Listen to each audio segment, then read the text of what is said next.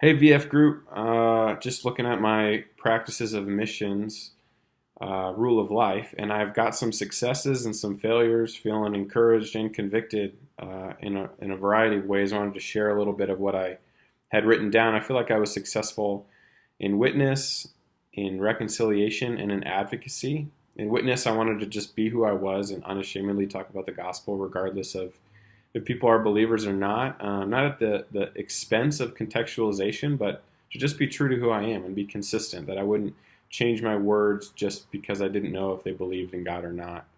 I feel like I've done a pretty good job of that. Reconciliation, my rule of life that I wanted to do was apologize first when there was a conflict, so that way I could understand what was going on and own my own share of whatever issue it was.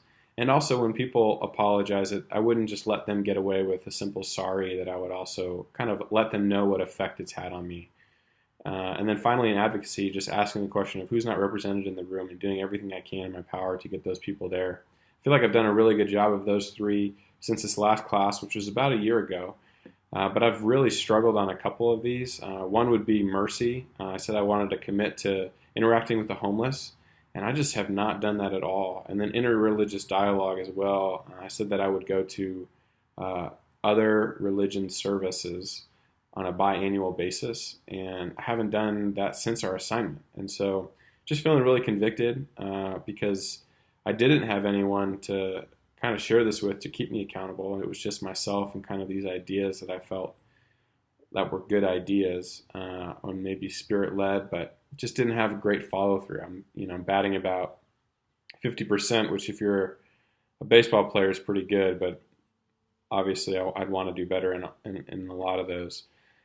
And then I guess the last question I'll answer is just, like what do I need to say no to?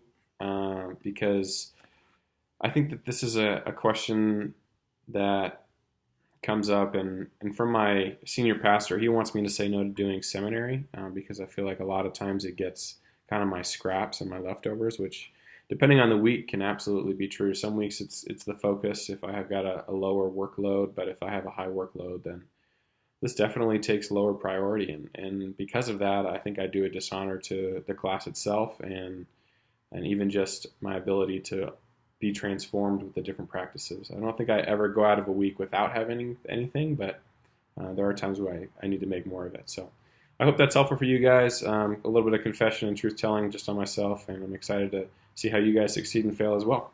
All right.